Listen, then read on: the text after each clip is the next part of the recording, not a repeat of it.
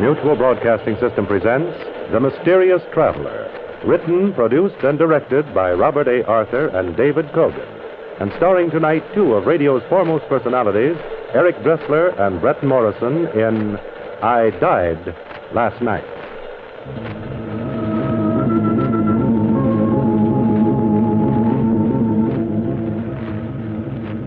This is The Mysterious Traveler, inviting you to join me on another journey into the realm of the strange and the terrifying. I hope you will enjoy the trip, that it will thrill you a little and chill you a little.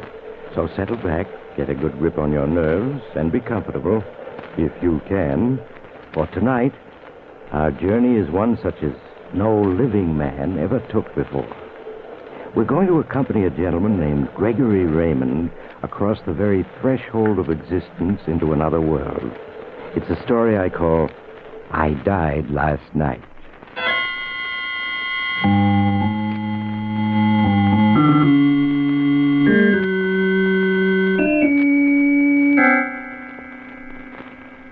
My friend, Mr. Gregory Raymond, who is going to tell you of his strange experience, is a man of middle age with bushy gray hair and the nervous intensity of one who's concentrated his whole life upon a single absorbing interest. As he proceeds with his tale, please overlook the inconsequential fact that he's dead.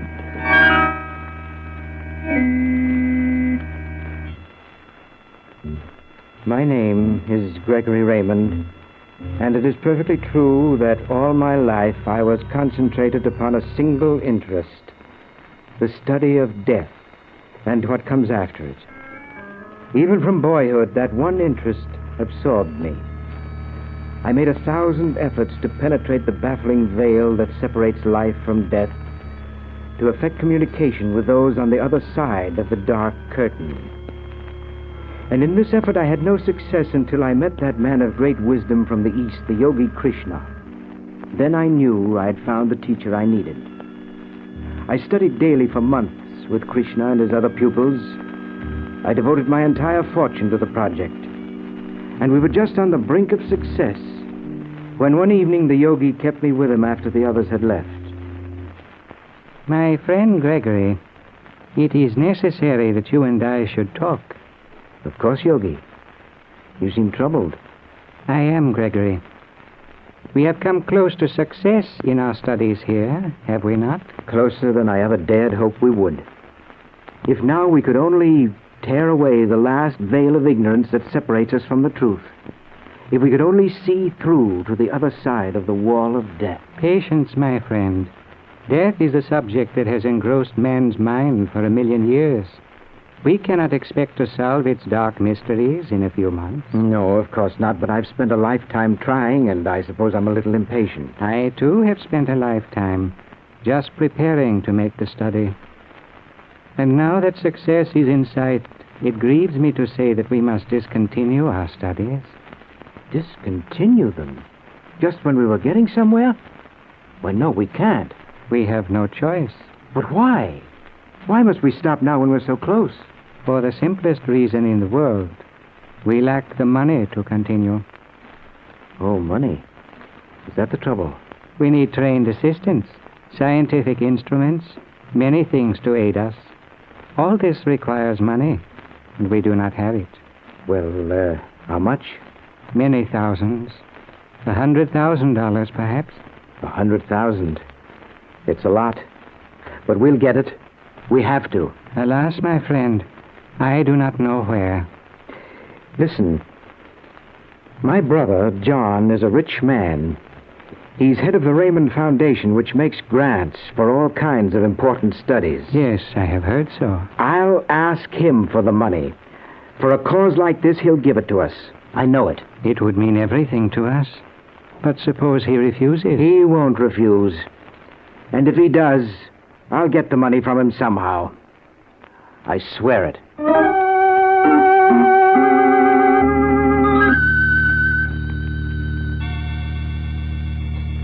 The next day, I hurried to Hollywood, where John had his home on top of the cliff that looks out over the beach and the ocean beyond. When I reached the house, old Charles, the gardener, told me that John had gone for a walk to his favorite spot, a high point on the cliff that looked far out across the ocean. I hurried there and found him alone, smoking and watching the sunset. Swiftly, I told him why I'd come. And to my amazement, he refused my request. Gregory, my answer is emphatically no. I will not put up money for any such crackpot scheme. But, John, you're head of the Raymond Foundation. Father left it millions to carry on research in every field of human welfare.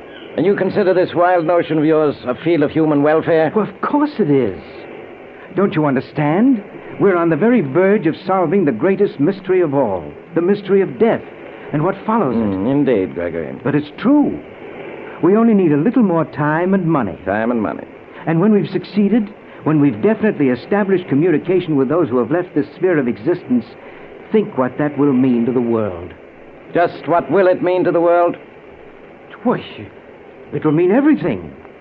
Think of the comfort it'll give mankind, the peace of mind, the tranquility of soul that will result when we know what is to come, what our future life is to be like. Can't you see that? No, I'm afraid I can't. Old-fashioned faith is good enough for me. Furthermore, there can never be such communication as you're dreaming of.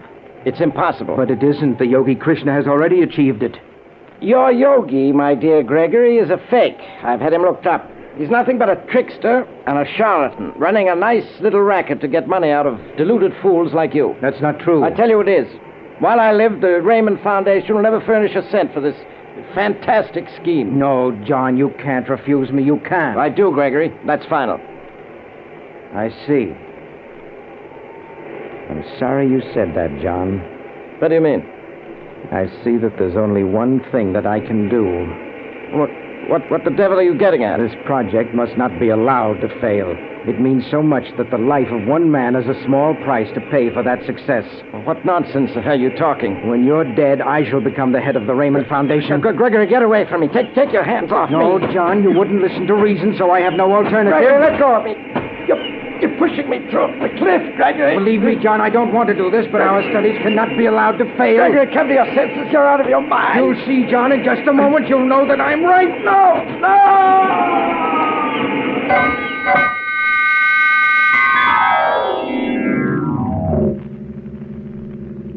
Far below me, John lay still. I felt a vast pity for him, but I had done the only thing possible. And I was sure that John, wherever he might be then, agreed with me. I returned to the house, broke the sad news that John had had an unfortunate accident, and wired for John's son and daughter, Jack and Susan, who were at college, to fly home at once. The next evening, Jack and Susan arrived, pale and upset. I took them into the library to explain the whole sad occurrence to them. Uncle Gregory, you say that Father had a dizzy spell and fell over the cliff before you could catch him. Yes, Jack. It happened so fast I could do nothing. But Father never got dizzy. His health was perfect. He was smoking a cigar, Susan. He complained that he felt a little unwell, and a moment later he staggered and was gone. I feel terribly about this, believe me. You don't look very upset, Uncle Gregory. Oh, but I am, Jack. But I know that wherever your father is now, he's happier by far than any of us. Are you sure that's the reason you're so cheerful, Uncle Gregory? Well, what do you mean by that? She means the gardener tells a very different story. The gardener? What's the gardener got to do with it? He saw you and Father talking at the top of the cliff. He says you were arguing. Arguing? Well, that's nonsense. I was just explaining to John my scheme for scientifically attacking the problem of communication with the next world. Uncle Gregory, the gardener says he doesn't think Father fell. Then what does he think? He thinks he saw you push Father off the cliff. That is utter nonsense. He saw me try to grab John as he was falling, that's all. I wish I could believe that, but I can't. Jack, you must. Uncle Gregory couldn't have pushed Father. It just isn't possible. Of course not, Susan, and I'm glad that you at least realize I'm that. not so sure. He seems awfully pleased about being head of the Raymond Foundation now. Now listen to me, both of you.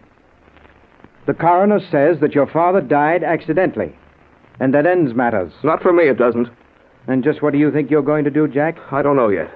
But I'm going to Dad's lawyers and have you declared incompetent to handle the Raymond Foundation. I warn you, I'll brook no interference. I am head of the foundation, and from now on it will be run as I say. Not if I can help it. And the first thing I'm going to do is pour all the resources of the foundation into an institute for the study of death. Uncle Gregory, you can't mean that. The foundation scientists are on the verge of a cure for cancer, for tuberculosis. You can't stop their work now. I can and I will. No, I'm certain you killed Dad.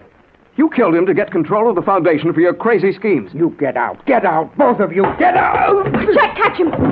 He swung at me. He lost his balance. I couldn't catch him. He's lying so still. He hit his head on the fireplace as he fell. It's bleeding. Jack, is he all right? Just a minute and I'll see.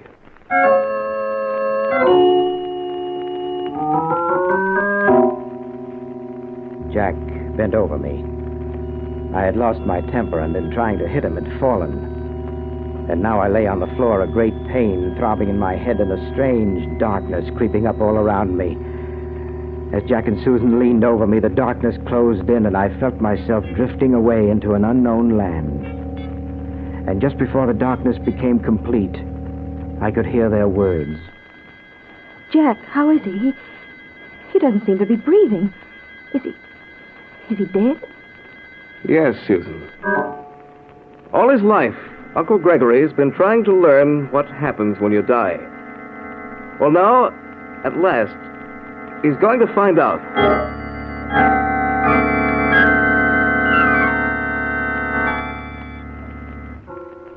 How long I lay in vast dark nothingness, I do not know.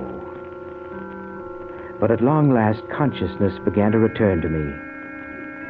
First, I realized that the sweet, cloying scent of flowers was heavy in my nostrils. Then I opened my eyes. I lay on a couch at one end of a great dim room with windows of stained glass, like a church. And then at the other end of the room, I saw 3 coffins. One of the coffins was banked with flowers, and candles burned at either end of it. Dazed and bewildered, I got to my feet and walked slowly toward them. I reached the side of the one covered with flowers and stared through the small glass plate at the man inside. And then I knew. The body in the coffin was mine. Oh, you mustn't be so upset, mister. Most of us feel pretty startled at first. Yes. Joshua and I were upset just as you are, but it will pass soon. I whirled about and saw 2 dim figures coming toward me from the shadows.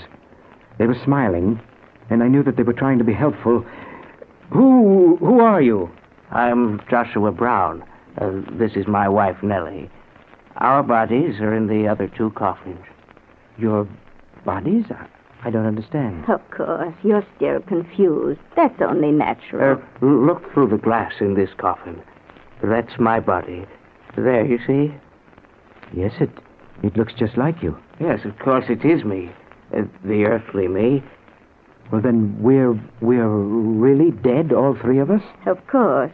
You died last night. You slipped and fell and hit your head.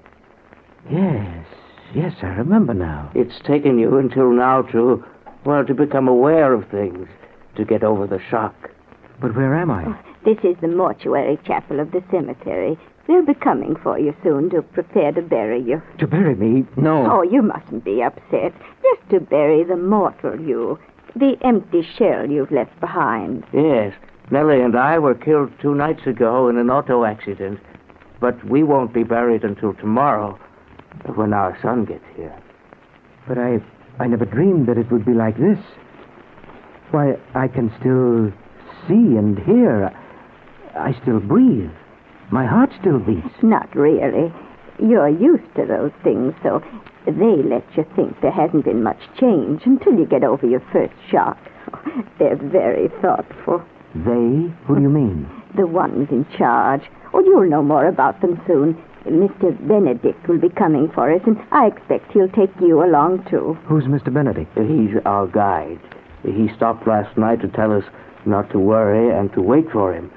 He'll take us on to the next place. Oh, Someone's coming. We must step back here out of the way. We stepped back a few paces as a door opened. 4 men entered, pushing a carriage on rubber-tired wheels. Behind them came Jack and Susan, dressed in mourning. They advanced toward the coffin that held my mortal body. All right, men, take it easy now. That's it. All lift together. They lifted and placed the coffin on the wheeled carriage that they'd brought. And a sudden panic struck me, a sudden fear that made me cry out, "Jack! Susan! No, you mustn't. You can't bury me. I'm not dead. I can't be." Oh, please, you mustn't give way. It's perfectly natural, really it is. No, let go of me. I've got to make them understand that I'm not really dead. Let go of me. Jack! Susan! Please, you mustn't distress yourself. You see, they can't hear you. It was true. None of them so much as turned. The 4 men wheeled my coffin out. Jack and Susan followed, and the door closed. I was alone again with the Browns. They didn't hear me. They didn't pay any attention to me. It was impossible for them to hear you. We cannot communicate with the living, nor they with us. But it must be possible. I'm sorry, but really it isn't. Mr. Benedict said so.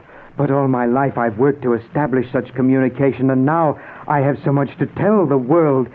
The people that I've worked with, Yogi Krishna, I must tell them all this.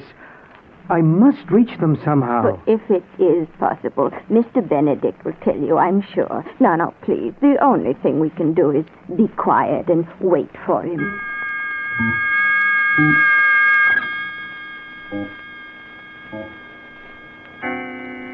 Stunned, I sank into a chair. There was no doubt about it. I had died last night, and this was what came after. But I knew the Browns were wrong. There was some way to reach the ones that I'd left behind. I knew. The yogi had proved it to me. And so I waited for Mr. Benedict. I don't know how long it was, but suddenly a strange musical note sang in my ears. I looked up. A shaft of white light shone directly down into the center of the room, and in it stood a tall figure hidden in a flowing robe. The light winked out, and the figure strode toward us. Are you ready, Mr. and Mrs. Brown? Yes, Mr. Benedict. Oh, Mr. Raymond, this is Mr. Benedict. He's come for us now. Yes, it is time. We must go. But I can't go yet. I've got to tell people, the people that I've worked with. We've worked so hard to find out the truth, and now... It may not be. Now, Mr. and Mrs. Brown, it is time. Sure, Mr. Benedict, we're ready. But Mr. Raymond is coming with us, isn't he? He is not coming. Not coming? But why, Mr. Benedict? He is doomed to remain here on Earth for all eternity. What do you mean? What are you saying? This is your punishment. To remain forever a spirit that moves unseen and unheard among men. But why is he being punished, Mr. Benedict? He knows. That is sufficient. Now come, we must go. No, wait. You've got to take me with you.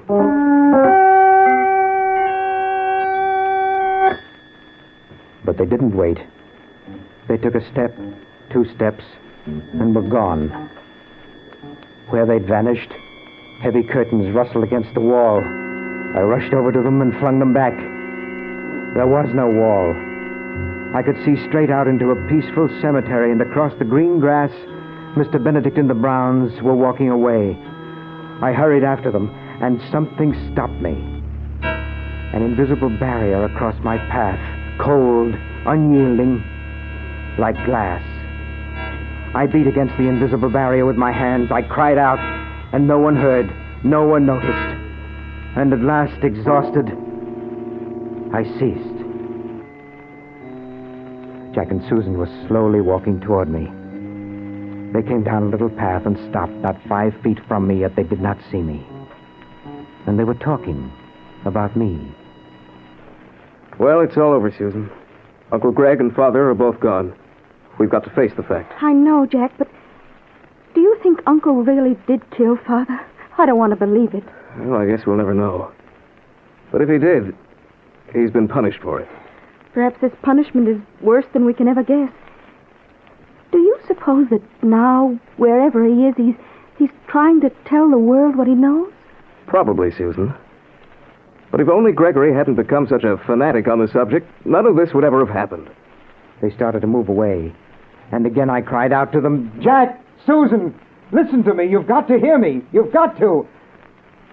But they didn't turn. They didn't hear. They couldn't. They were alive. And I was dead. At last, despairing, I turned, and there was Mr. Benedict again, watching me, his deep-set eyes expressionless. Gregory Raymond, do you believe at last? Are you convinced now that there can be no communication? No, there must be. Yogi Krishna proved it to me. He was a trickster, seeking money from you. The most heartless kind of trickster, preying on your hope. I don't believe it. You must resign yourself to the truth. We are not unkind. We do not wish you to be tormented unnecessarily. Come with me. I shall show you.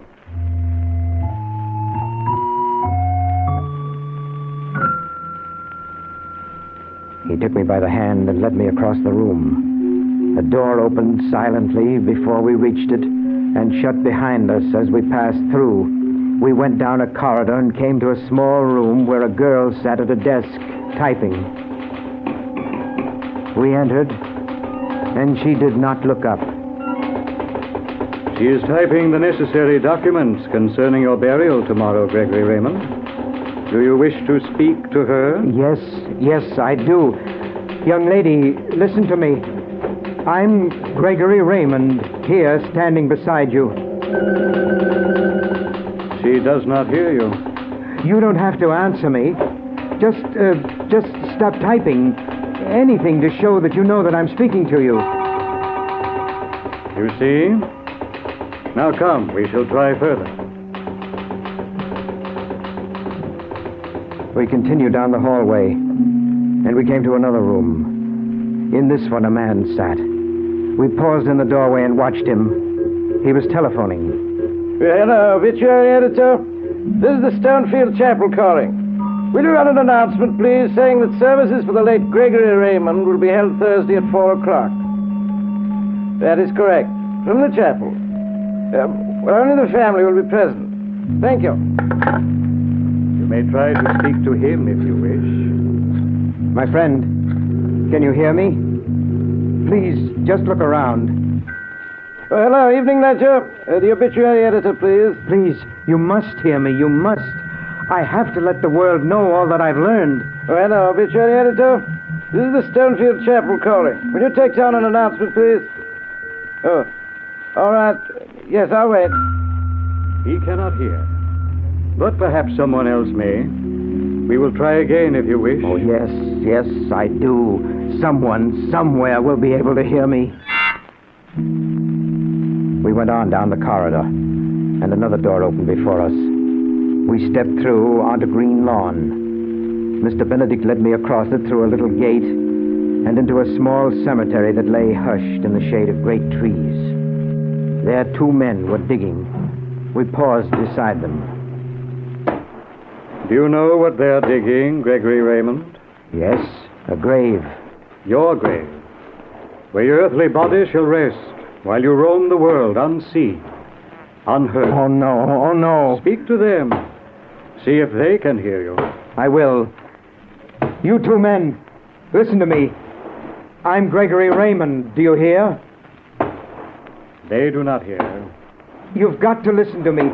Just give me some sign that you hear something. Just stop digging for a minute. Anything. You see? They do not pause. Thus it must be always. Your punishment is to remain here on this earthly plane, a lonely soul without hope. Oh, no, I couldn't bear that. Take me with you. I don't care what happens to me, but don't leave me here like this. I'm sorry. It cannot be otherwise. But what have I done? What am I being punished for? You know. I do not need to tell you. You mean because I killed my brother? That is for you to say, not for me to judge. I did. I did kill him. I pushed him off the cliff when he refused the money that I asked for. Are you confessing to his murder, Gregory Raymond? Yes, I am. I killed him. It was an impulse. I didn't plan to do it. But I'm sorry now. Punish me any way you want, only don't leave me here like this. Very well, Gregory Raymond. You shall be punished. An earthly punishment according to the laws of men. What do you mean? You two, you can stop digging now. Brother. You heard Gregory Raymond confess to the murder of his brother? We hit him all right, Lieutenant Benedict. We're sure glad it's over. These pickaxes are giving us blisters. They heard us. Yes, Mr. Raymond. Now you're under arrest for murder. Under arrest? But that is impossible. I'm afraid it is. You see, I'm Lieutenant Benedict of the Homicide Squad. You're not dead. You're very much alive. No, I can't be. You're lying. I'm afraid we played a little trick on you.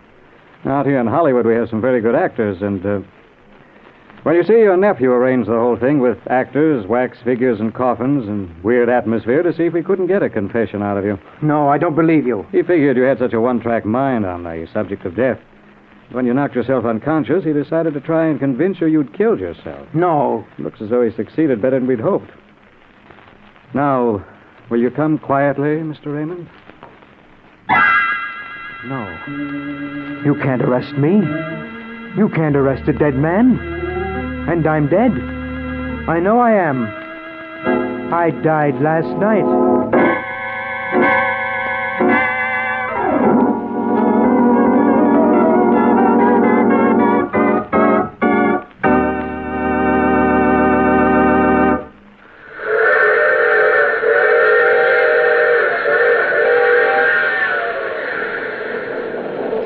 This is the mysterious traveler again. Oh, you want to know whether Gregory really was dead or not? Well, it became a matter of some dispute. The doctors said he was alive, and he insisted he was dead. They argued back and forth, and neither side could convince the other.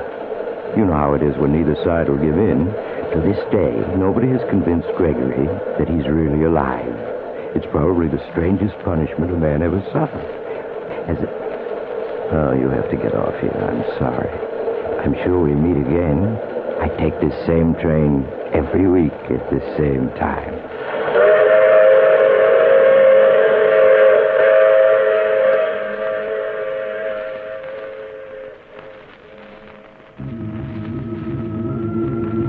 You have just heard The Mysterious Traveler, played by Maurice Tarplin. Others in our cast were Brett Morrison, Eric Dressler, Bryna Rayburn, and Jack Curtis. Original music played by Milton Kay. Grayson Enlow speaking. This is the Mutual Broadcasting System.